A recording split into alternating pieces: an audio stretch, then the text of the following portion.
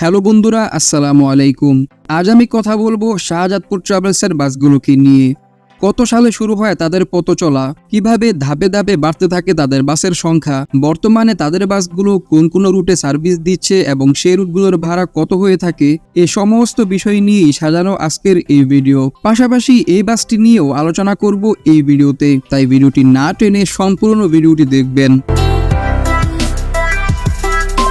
বর্তমান সময়ে ঢাকা পাবনা রুটের বেশ ফেমাস ও উন্নত মানের একটি যাত্রী সেবাদানকারী প্রতিষ্ঠান হলো এই শাহজাদপুর ট্রাভেলস। অনেকেই ভালোবেসে এই পরিবহন সেবাটিকে ঢাকা পাবনা রুটের শাহজাদা অপারেটর বলে আখ্যায়িত করে থাকেন। উল্লিখিত রুটে যারা প্রতিনিয়ত ভ্রমণ করে থাকেন তাদের মধ্য হতে অনেকেরই হয়তো পছন্দের প্রথম ব্যানার এই বাসগুলো।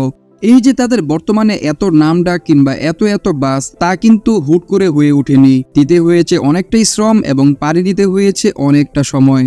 দেশের উত্তরে অবস্থিত সিরাজগঞ্জ জেলার শাহজাদপুর উপজেলার নাম অনুসারে এই বাসগুলোর নামকরণ করা হয়। তাদের শুরুটা হয়েছিল 2000 সাল থেকে।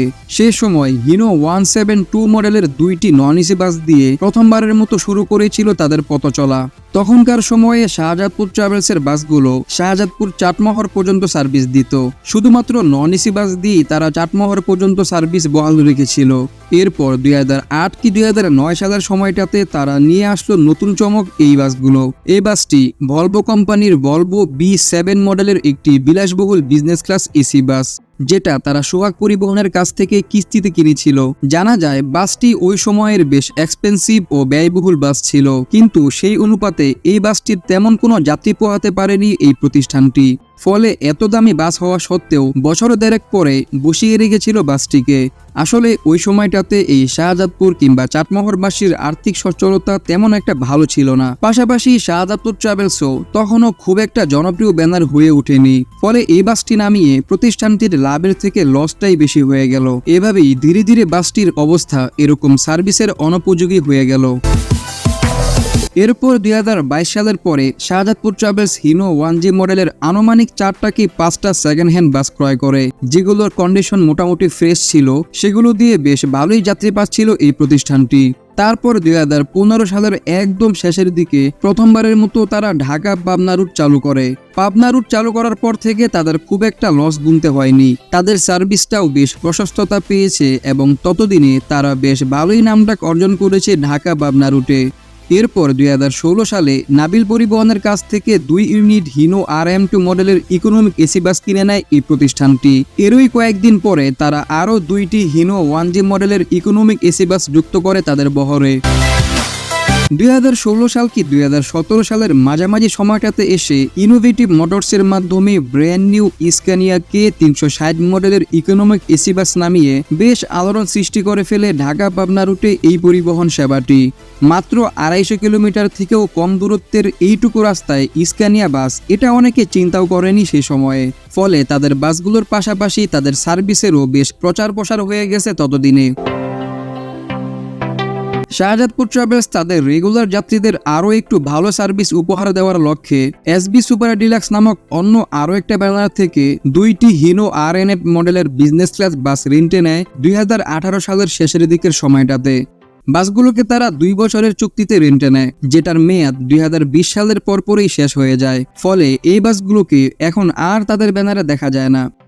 এই বাসগুলোকে ভাড়া নেওয়ার কারণ, বাসগুলোকে 2018 সালে প্রথমবারের মতোই মালয়েশিয়া থেকে বাংলাদেশে নতুন আনা হয়। তখন বাসগুলো ছিল বেশ এক্সপেন্সিভ বা বাসগুলোর দাম ছিল বেশ উচ্চ মূল্যের। ফলে এই বাসগুলোকে কিনে এই বাসগুলোর যাবতীয় মেইনটেন্স কিংবা এই বাসগুলোকে নিয়ে চলাচল করা শাহজাদপুর ট্রাভেলসের জন্য ব্যাপারটা সহজলভ্য ছিল না। এজন্যই তারা এরকমটা করেছে।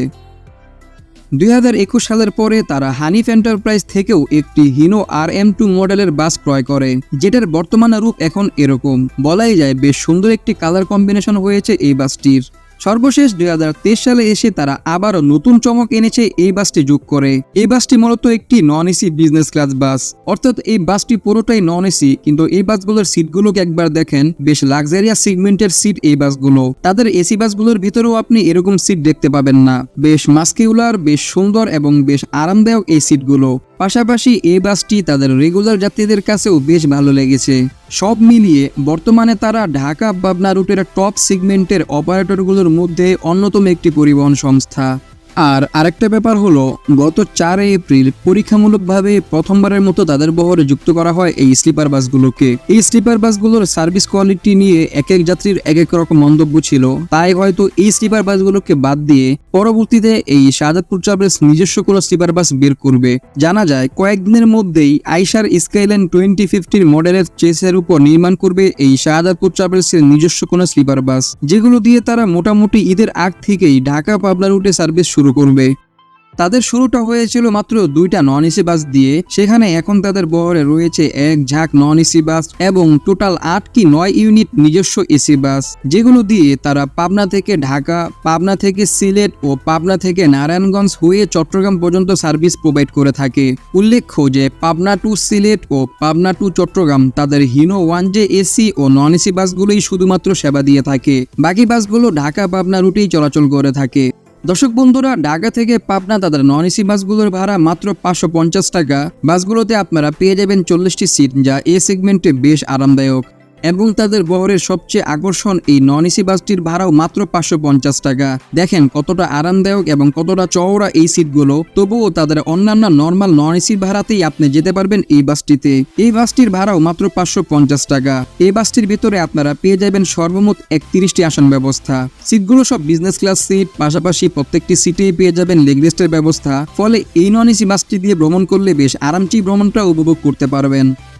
তাদের ব্যবহারে চলমান আরও রয়েছে হিনো 1J এসি বাস। এই বাসগুলোর ভাড়া ঢাকা থেকে পাবনা মাত্র 650 টাকা। এই বাসগুলোর ভিতরেও আপনারা পেয়ে যাবেন 40টি সিট, যা এই সেগমেন্টে মোটামুটি আরামদায়ক। তাদের বহরে চলমান এই RM2 এসি বাসগুলোর ভাড়া ঢাকা থেকে পাবনা মাত্র 700 টাকা। এই বাসগুলোর ভিতরেও আপনারা পেয়ে যাবেন মোট 40টি আসন, যা মোটামুটি ভালোই এবং বেশ আরামদায়ক। এবং তাদের বহরের সবচেয়ে এক্সপেন্সিভ স্ক্যানিয়া এসি বাসগুলোর ভাড়া ঢাকা পাবনা মাত্র 800 টাকা। এই বাসগুলোর ভেতরেও আপনারা পেয়ে যাবেন মাত্র 40টি সিট, যেগুলো এই সেগমেন্টে মোটামুটি খারাপ না, ভালোই। তবে স্ক্যানিয়া বাস অনুসারে আরও একটু ভালো সিট দিতে পারতো, তবুও এই সিটগুলোতে বসে ভ্রমণ করলে যে খুব একটা খারাপ লাগবে সেরকমও না। আশা করি বেশ ভালোভাবেই ভ্রমণটা উপভোগ করতে পারবেন।